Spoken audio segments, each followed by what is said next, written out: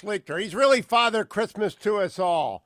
Colonel Kurt joins me. He's got a new book out. Good morning, Colonel. How are you? I'm great, and I'm glad that I'm associated with Christmas cheer instead of grim misery. No, you're not the Grinch. You're Chris Kringle, Kurt. Kurt, before I go to talk about your new book, Crisis, which is your latest Turnbull novel, which our friends at the Bulwark really love. They hailed it as appalling. Yeah, hailed it. That's Why? a blurb on the cover.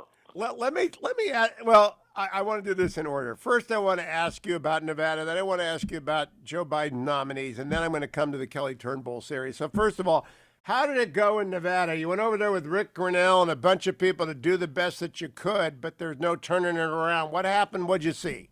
It was a very interesting experience, Hugh. I spent about three days there, and then I had to come home and quarantine for COVID for 2 weeks. So that was a delight. Did you get it?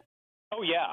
Oh, I had it. How did it go? How did it feel? I considered it a moderate head cold, but my real problem is I infected my wife. Ooh. Who's from Cuba and once told me I don't own enough guns, which by any reasonable measure I do. Did she take that out? I mean, was she sicker than you were? She was, how do you say it in Spanish? Muy unhappy-o. Oh, muy unhappy-o. Arena. Oh. So, but you're both recovered? Yeah, we're both fine. She actually did worse than me, which, boomerang for make me do worse than her. But she lost her taste and smell. I just kind of had the sniffles and just felt a little off. Minor fever. She had a more major fever. We were okay. Luckily, we have teenagers, so they don't talk to us, and so there was no problem quarantining from them. Okay, that's number one. What did you see in Nevada when you were there before you got sick? Well, I saw a lot of people trying to come together to fight a fight that, frankly, I think we need to be prepared for next time. It was a lot of us coming together, very quickly. There's a decent repository of very good electoral law folks in the Republican Party. Just not enough of them. Combined with some folks like me, I'm kind of a have gun will travel litigator, we were able to put together some challenges. But Hugh, you see this like I do as a lawyer. This is pushing a boulder uphill.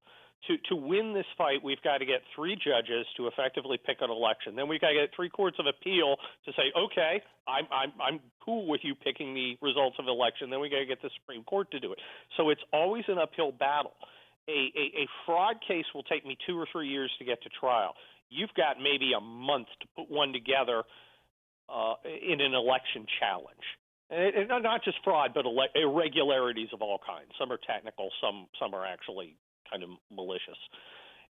So it's very, very tough. On an abbreviated schedule, I think the lawyers did a very good job with what they had. But, Hugh, when you're committing fraud, you're kind of covering your tracks. When there are irregularities, you still have people defending the system. It's not an easy fight. So, Kurt, what I think the president on Maria Bartiromo yesterday was trying to tell his supporters, I'm not going to win any lawsuits. I am going to run for president in 2024. And by the way, we need to win Georgia. I think that's what he was saying yesterday. And I speak Trump pretty well. He's saying it's hard to get to the Supreme Court. There is presently no lawsuit that has not been dismissed that would alter any result in any state. That's a factual statement. Do you agree with it? I think that you are correctly assessing the president's position. The president's a practical guy. He's a smart guy. Look, he's a guy who builds tall buildings. And, fantasy doesn't enter into it when it comes to engineering. The building either stands or it falls. And sometimes you don't like the answer. I do think he'll run in 2024. That's just what my gut says. I think there are a lot of Republicans who are going to grumble a little about having stand back in line an extra 4 to 8 years. But that's just the way the cookie crumbles. This is a very competitive guy. This is a guy who arguably chose to run for president when Barack Obama insulted him at the White House press correspondence dinner. He wants to win. He wants to Grover Cleveland this all over the place, and I would not put it past him.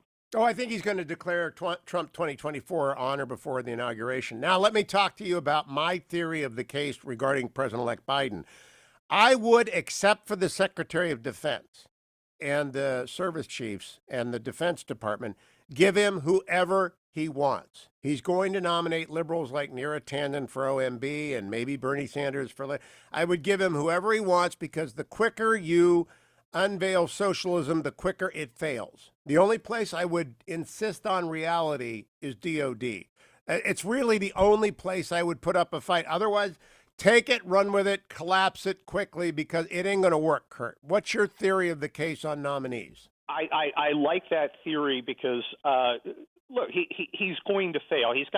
I'm surprised at how center-left he is instead of hard-left, although everybody to me is hard-left.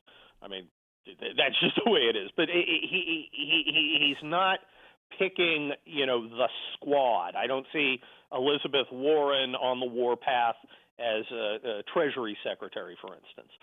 But I do think, I kind of channel the Romans. I want to see some heads on some pikes. There are some people there who need to be made examples of. Definitely draw the line at the Defense Department. Otherwise, give him, the less crazy ones. But there are a few people who have just crossed the line, and it's time to flex our muscles and exercise our power and tell this guy no.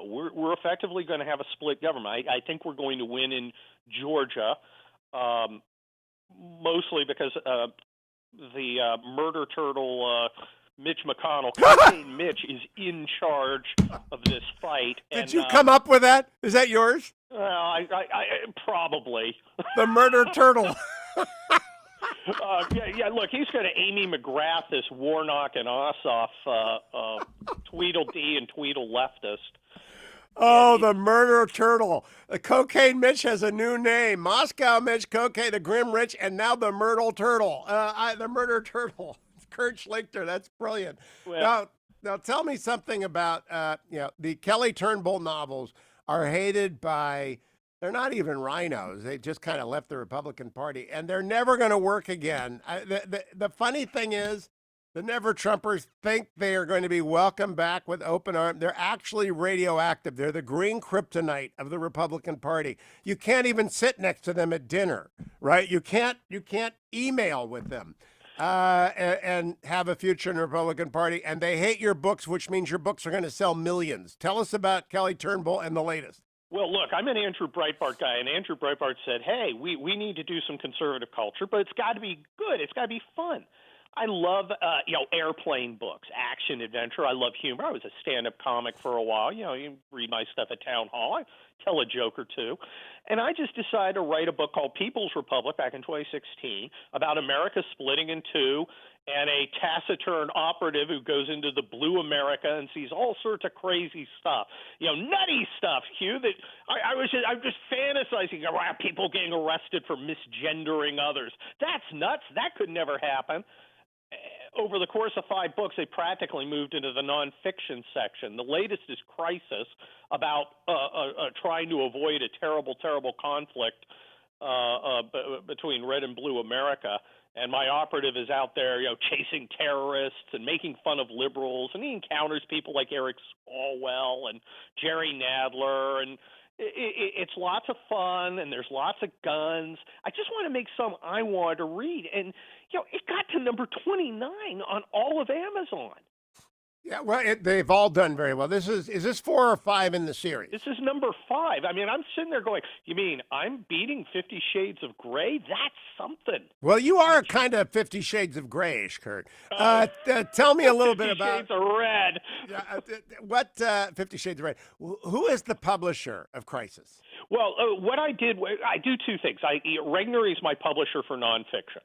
And I'll probably have another proposal to them in a few months, and then we'll do that. And I do one of those a year.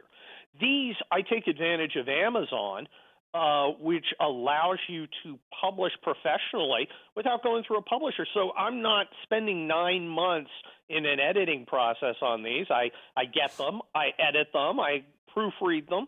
I have an artist who does very distinctive and beautiful covers. Covers are always fun, and then I can just put it out.